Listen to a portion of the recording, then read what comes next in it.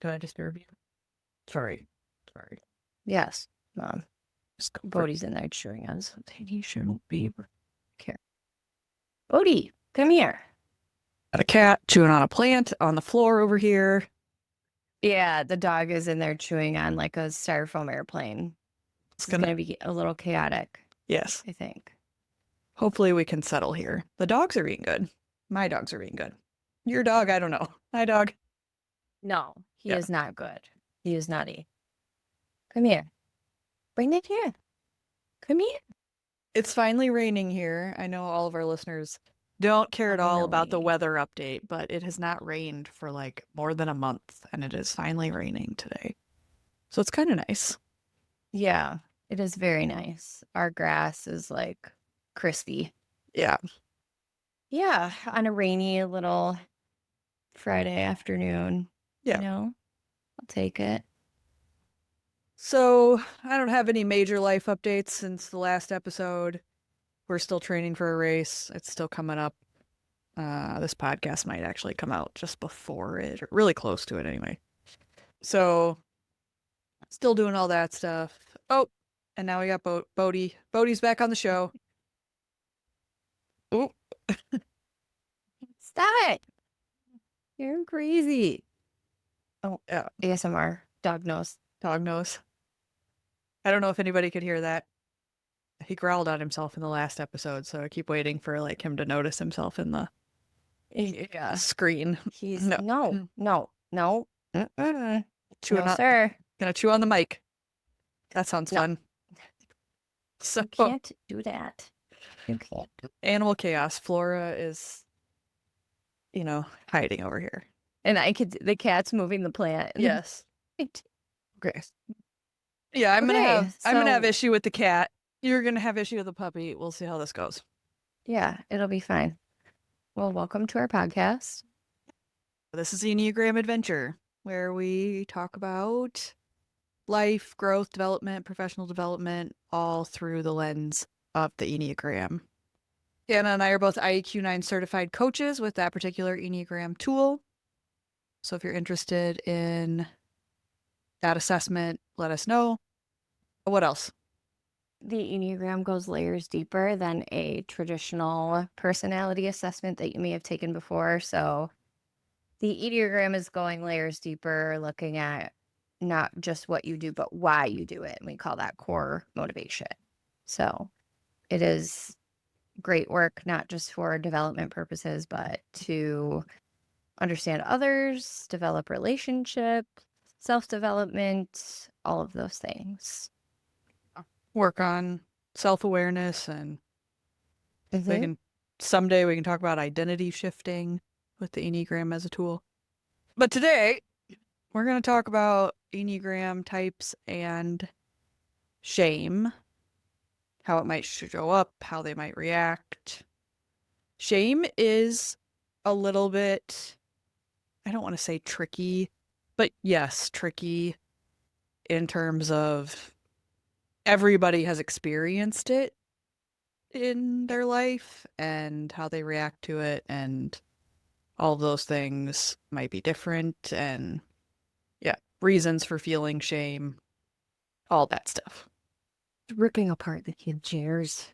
Damn it. Yeah.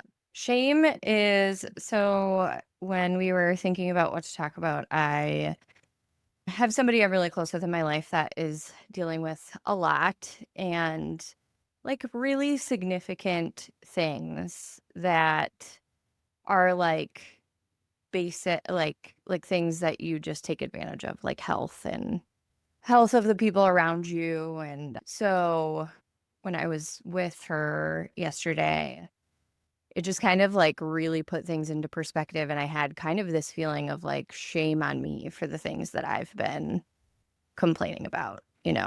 And I feel like shame, and we were Holly was mentioning this before we kind of really kicked things off and started recording, but like shame had some role, I think, in shaping each number. I think it has some role in how you associate with your particular Enneagram number. So I think we're just going to kind of go through each number and talk a little bit about where that might have shown up for you. Yeah, I have a little note here too of like how you might react in your type, right? Like Mm-hmm. when you feel Mm-hmm. shame. I do want to call Yeah. out that also there is a emotion tied to each triad, and we probably talked about this a very long time ago at this point, and I could not begin to tell you which episode that was, but twos, threes, and fours, the emotion tied to that feeling triad is shame. 5, 6, and 7 is anxiety. 8, 9, and 1 is anger. So we might, twos, threes, and fours are definitely driven by that emotion for sure. I can easily find shame as a 2.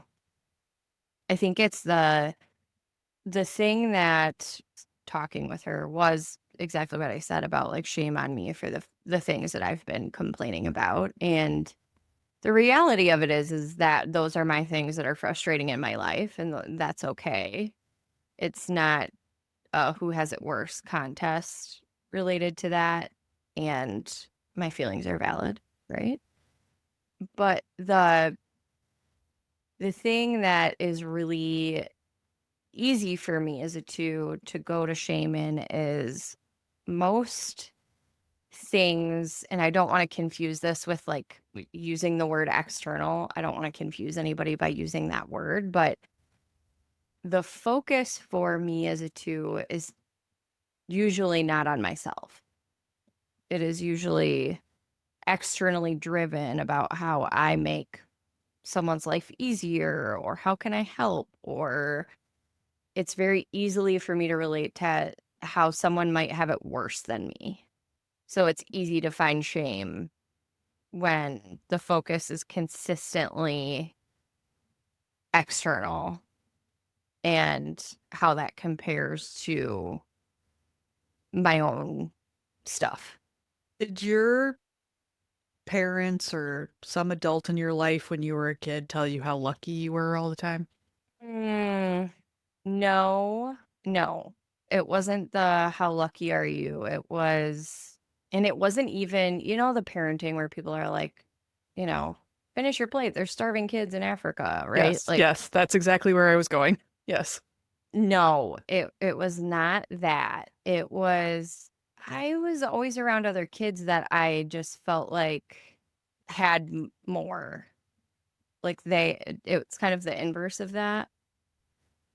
Like usually the kids that I was with had married parents, had a very seemingly nuclear family household that, we eat dinner at 5 p.m. around the dinner table together every night, and we talk about our peaks and pits of our day, like, so that was how I portrayed others in my life, but it was it was definitely not the you're so lucky.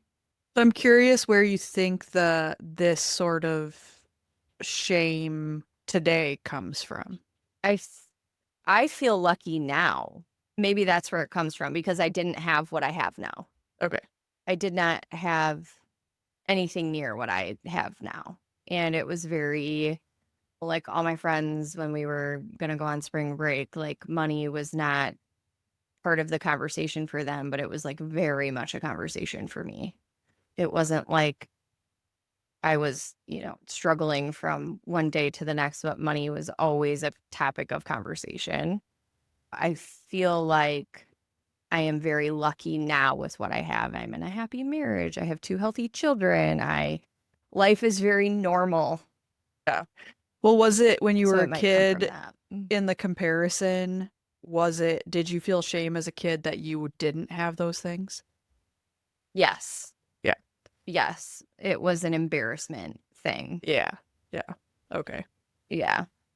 Which feels very four, which we've talked about in your soul child too, Mhm. right? Of the, you would have been a four maybe in different circumstances. Mhm. So I think Mhm. that feels like it lines up that way as you talk through it, especially the comparative part, right? Like, what's wrong with me? Everybody else has this, and why don't I have it? Mm-hmm. I remember having similar feelings sometimes, right? Of like, that person has all of these things and I don't have those things. And like, why not? Like, I don't understand. Yep. I don't know that I would equate it to shame as much, though. The shame I would have felt would have been more on that there are starving children in Africa. What's wrong with you? Yeah. Your life's not that bad. That was more of how that came up for me. Sure.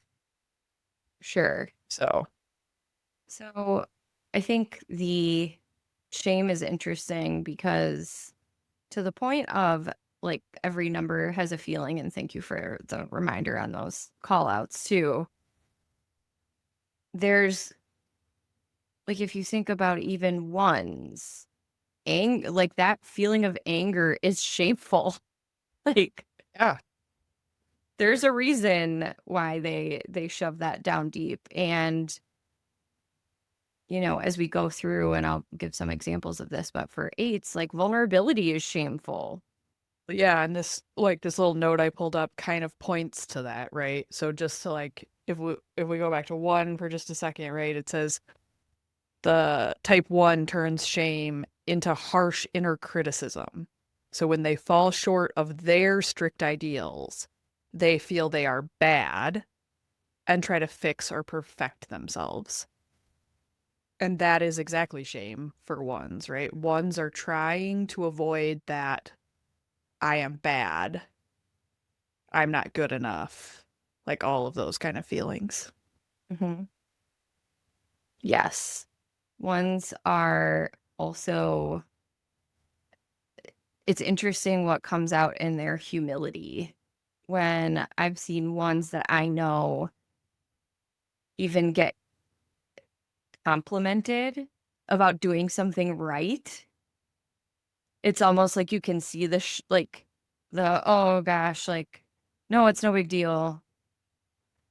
There's a one Yeah. that you and I know that is very much like that. She's super talented, very artistic. She does stuff like on the side related to this talent, like makes like in fashion, like makes dresses out of like regular materials for this event every year. And there was an exhibit of these dresses in the airport, and I took a picture of one and I sent it to her, and because it was hers and it had her name on it and everything. I was like, "You're so cool.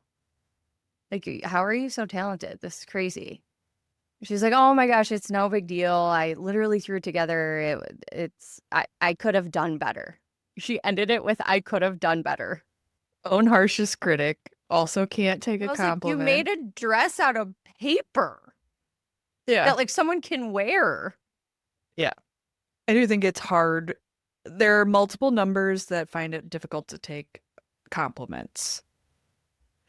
And ones definitely do because that's the humility side. It is the humility side coming out, but it's also the likely have been taught to you're not better than anyone else or that there's Mhm. something wrong with, you know, having some sort of special skill or something. I'm not sure I'm Right. articulating that exactly right, but hopefully people get the gist of like, you know, when you tell a one, like, that's amazing, you did such a good job, and they minimize, minimize, minimize, minimize because Mhm. they weren't necessarily celebrated for those sorts of talents. Right. Or maybe there was a really harsh critic in their life that did say to them all the time, like, that's not good enough. Hmm. You need to be better. Yeah. So, yeah. Yeah. Ones just punish themselves for things that, oh man, the shame tied with that is heavy. Well, and I anytime, mean, I mean, as we talk like with about every number, I think anytime like you take responsibility for something or someone else, whatever, you can end up having shame about it. That's not to say don't right. take responsibility. That's like a fine line, but I'm just meaning like if you were put in that kind of position. especially as a kid, of like Yeah. where you believed you were the reason that your parents separated, or you believed, you know, there was something wrong with you that caused XYZ in a family, or you could have prevented something from happening if you just would have. That's what I'm meaning, right? And then you can have shame tied to that. Yep. For sure. When in reality, most of those things For sure. you had zero control over. Yeah. So, None. that Yeah. Yeah. We already talked about 2. 3, failure is very shameful for 3s. this little note that I have says that a type 3 will outright ignore or fall asleep to the feeling of shame. They bury their inadequacy under a wave of new tasks, wins, and polished winners' images. So it's a cover. So when shame starts to come up for them, they're like, ugh, it's that. I'm going to just bury my feelings. We're just going to like go to work. I can outwork this bad feeling. I do want to There's a go. 3 that you and I know that we don't see very often anymore, but I recall that 3. I would get so angry about that 3 not taking accountability because then that's failure. But they would double down And on like oh yeah. productivity Oh or yeah. being really involved in things. Yeah. Yeah. Like you would kind of see them either appear in something that really didn't make sense for them to be in, or it would be in all this other work. I did an So that does make sense. Enneagram session this week with a team. There's a 6 and 6s go to 3 on their stress line. Mm-hmm. But and he made the comment of like, yeah, the workaholic thing for sure. And so that's that, right? For the 3 like Yeah. yeah. Well, we talked a little bit about 4s in relation to how that looks for you as a 2, but Mm-hmm. this I think is interesting and so true. I was actually chatting about a 4 with a leader who has a 4 on her team. That's what I mean. And this directly applies. So type 4 dives deep into the shame and personalizes it. They often embrace a misfit identity, over identifying with their flaws and turning pain into a personal story. Interesting. There is a 4 that I was talking to yesterday that I would have never guessed that he was a 4 because his feeling center is not his highest center of expression.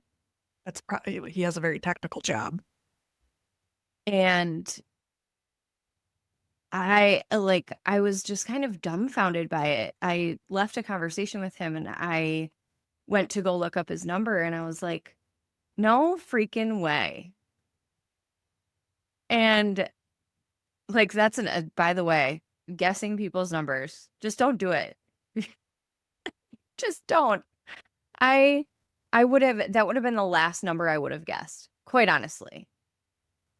And, but when it makes a little sense for this because we were having a conversation. I was helping him navigate a situation and he says to me, well, this like how did he phrase it? It was something along the lines of like, I don't mean to be like, like a burden or like I'm angry or anything like that. He's like, he was dismissing his feelings and it literally looked like he was ashamed of having a feeling associated with the discussion that we were having.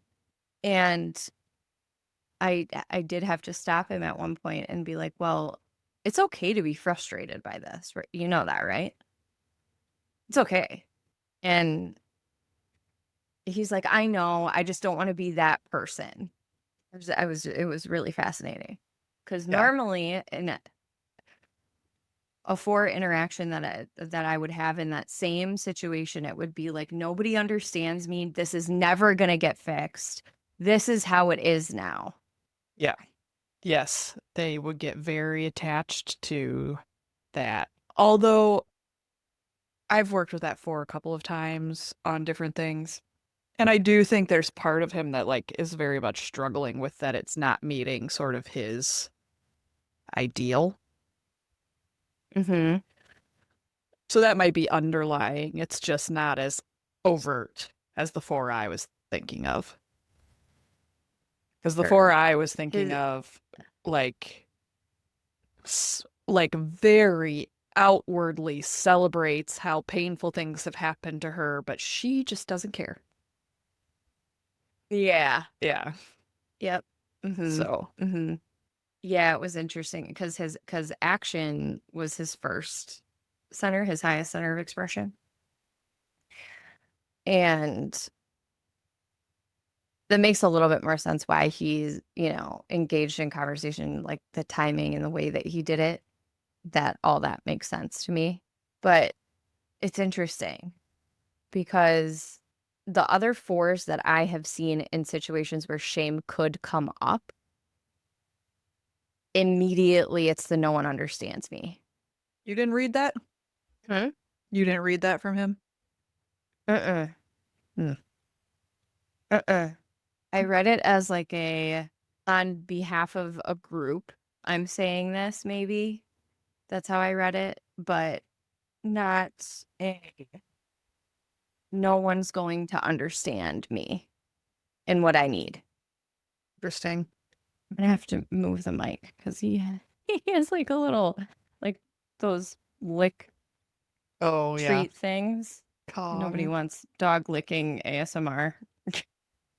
I mean, I hope not. You never know, though. Do you want to talk a little bit more about 5? Yeah, we can talk more about 5. My little note here says type 5 experiences shame as a sudden shock of incompetence. If they feel unprepared or socially awkward, they withdraw further into isolation and protect their fragile sense of mastery. Yeah,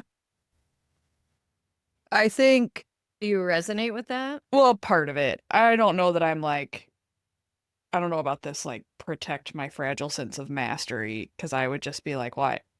I don't no matter how much I know about something, I don't tend to believe I'm a master of it. So I don't know that it quite reads like that for me. But I do often feel shame if something comes up and I should have known. That I should have known better. I should have known to do that. I should have been ahead of that. Definitely shame associated with that. And I think for me as a 5, definitely that also comes from growing up in a household where those exact words were said. You're the older sister. You should have known. You should have watched out for. You should have done XYZ, right?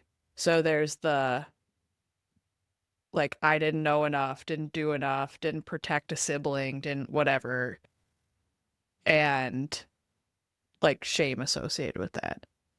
So the incompetence kind of piece, I definitely Mhm. relate to. That Uh, makes sense. yeah. I can And see that in you. That I should have known. I've seen you beat yourself up over stuff like that yeah. before. Yeah. I should have gotten ahead of that. I should have been a better Yeah. partner. I should have thought that that was going to happen. Like, kind of, Yeah. yeah. Yeah. Because a lot of times it is in the, I mean, hindsight's always 2020, but there are certain things where it's like, well, of course. Like, I knew that. Yeah. Like, yeah. Right. Right. 6. 6. There, So, again, like, this is interesting because we know 6s that are both counterphobic and you know what I mean? So yeah. I think shame shows up for a counterphobic 6 differently. Well, counterphobic's going to look a little more like 8. But this note, Yes, this exactly. little note covers both. Type 6 anticipates failure and projects vulnerability outward. When exposed to shame, they look for external support, second guess themselves, or defensive spiral into anxiety. Mm-hmm. I think it's Mm-hmm. interesting there in the vulnerability piece is the part about like an 8. But Yep. the external support, I don't I mean, I guess if you use that interchangeably with validation, right? Like, I think Yes.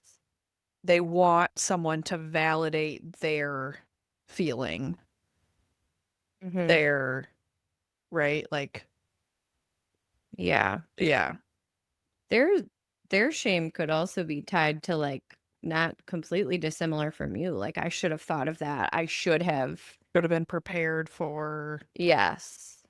Yes. I should have known that was going to happen because they're spiraling thinking about all of those things. So when they miss something that they feel they could have anticipated and prepared differently, I could see that for sure. And then it makes them double down in that pattern of I have to have all things. I have to be prepared for every worst case scenario because that one time I wasn't prepared and I felt shame for it. So now I have to be, I will never not be prepared again. Oh, sixes, give yourself a break. The spiraling Give yourself a into break. defensiveness I have Mm-hmm. experienced. I've experienced both the extreme self doubt with a six and also the spiral of defensiveness in different scenarios. Yeah. Yeah. The six that I was talking about that has like family health things going on. I think she's now at a point because it's been so like one thing after the next for such a long period of time that she's kind of seeing it like there's nothing I can prepare for here. And I think, oh, I've seen her particularly over the last 2 years just kind of like handle those kind of things really gracefully in a way that is like, I couldn't have seen this coming. There's no possible way that you prepare for Yeah, there's those no things. possible way to prepare. Yeah. That is a little bit, I don't want to, I'm not trying to minimize in any way, but it Mm-hmm. is, that's like the ultimate lesson for the six, though, Mm-hmm. Mm-hmm. is to have to let it come. Just rolling with the punches as they come. Yeah. Just be in this moment because like the anxiety is this like projection of fear into the future, right? Mm-hmm. But in cases like Mm-hmm. this, it's like I just have to be here right now because I don't there I can't be ready for what Yeah. comes next. Yep. It's a day at a time. Yeah. It is a day at a time. They have some big appointments coming up and I asked her, I was like, how are you doing? Because they could get devastating news. And she's like, I'm looking at it as objectively as I possibly can because one doctor is saying this and another doctor is saying something different. So there's a chance that both are wrong. And she's like, I just have to hold on to that. And she's like, maybe that's me being in denial, but right now that's how I have to handle it. Seven? Sevens. Oof. Sevens. Oh, well, this is very accurate. Refuses to feel or sit with shame. They quickly reframe the situation, make a joke, or chase a new distraction to escape the heavy emotional pain. I have also seen sevens double down in something that maybe they should feel a little bit shameful about, and they will be like, I am the greatest thing since sliced bread. When we were talking about the humility of the one, the seven doesn't have, I shouldn't say all sevens, but there are sevens that's might be missing. Facts. I know you and I both know a seven that sometimes that is like non-existent. I love a seven, but there are times where I want to be like, hey, this is not the time or the place. Yeah. Read the room. Yes. But it is in that discomfort. And we talked about this on one of our recent podcasts around like difficult conversations, or it might not have been that one, but one of the ones we were talking about where they want to relieve the Uh-oh. pressure of a hard conversation or a difficult emotion so Yeah. badly that they crack a joke. Sorry, I threw its little popsicle thing and it landed in one of the kids' toy baskets. Yes, I agree with that wholeheartedly. Shame is tough for, well, negative emotion is tough for sevens. So they're going to do anything that they can to avoid. Yeah. Anything. Anything.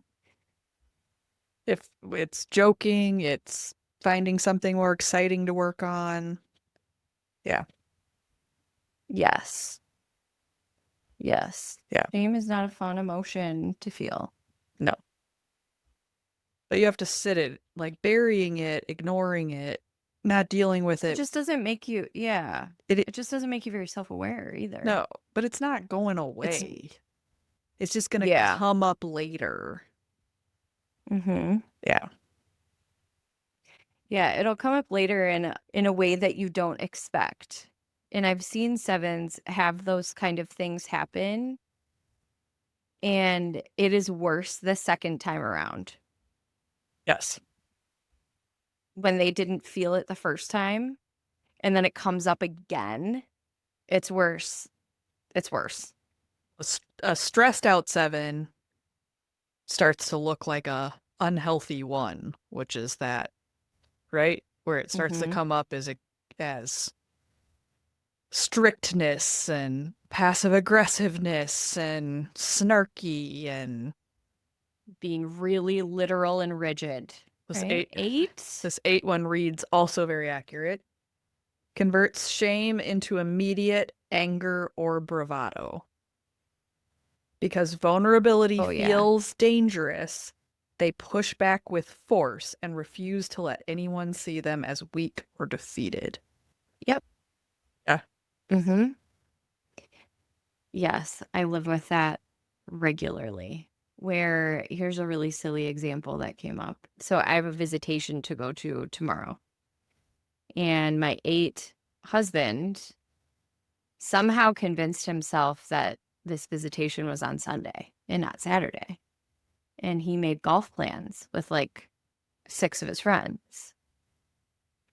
Their tea time is the exact time that I'm supposed to be gone. And he's like, what time was that at on Sunday? And I was like, Saturday, 1:00. He's like, oh, it's Saturday? Well, I make golf plans. And I was like, yeah, I don't know what to tell you, but visitation trumps golf. He's like, oh, well, okay, I'll figure it out. Like, how long do you think you're going to be there? And like was kind of asking me some questions because I know what he was doing. He was trying to find kid coverage. And he, at one point, I got frustrated with him asking questions like that because I was like, I don't know. I don't know how many people are going to be there. I don't know anything. And he's like, fine, whatever. And like all of a sudden it then became a me problem. And it's like, it felt like he like flipped it back on me. And I was like, whoa, whoa, whoa, wait a minute. Wait a minute. Here. This has been on the calendar for weeks. Like, this is on you. But he was not going to let me make him feel that way. Yeah. Well, because he already did. Right? Like, so deep down, Yeah. he's like feeling it, but rather than like, Yeah. just be like, I'm so sorry, I messed this up. Like, I screwed up. Yep. Yeah. Because that is vulnerable and that is admitting weakness and that you don't have all your shit together. Mm-hmm. That you weren't paying attention when you should have paid attention or whatever the thing is, right? Yeah. Yeah. So he already knows all of that. It's just easier to then be like, it's your fault. Sure is. 9s? 9 numbs out or falls asleep to personal shame. They merge with others or distract themselves to avoid feeling small, invisible, or burdensome. When Aaron is in that place, the numbing out or falling asleep, definitely. It's like the ignoring, extreme withdrawal. And then the merging with others, right, is like, I don't have any needs. What do you want? What do you want? What do you want? What do you want? Yeah. Yes. My 9 sister screwed up dance recital tickets one time, and there was a ticket, one ticket short, and she like lost it.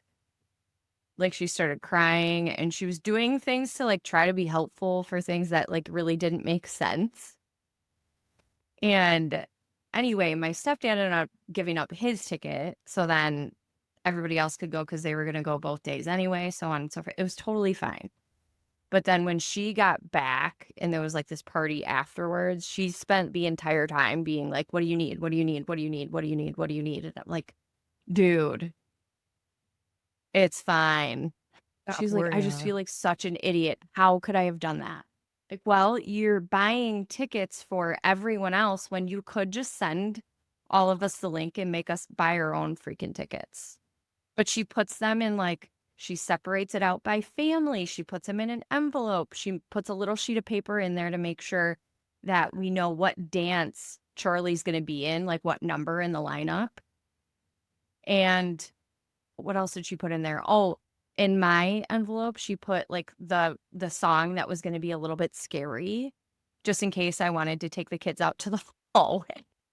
You've gone like above and beyond for everything. Like at some point you have to be like, you guys need to do your own because we have the party after. She's backstage with the other parents. Like it's a lot.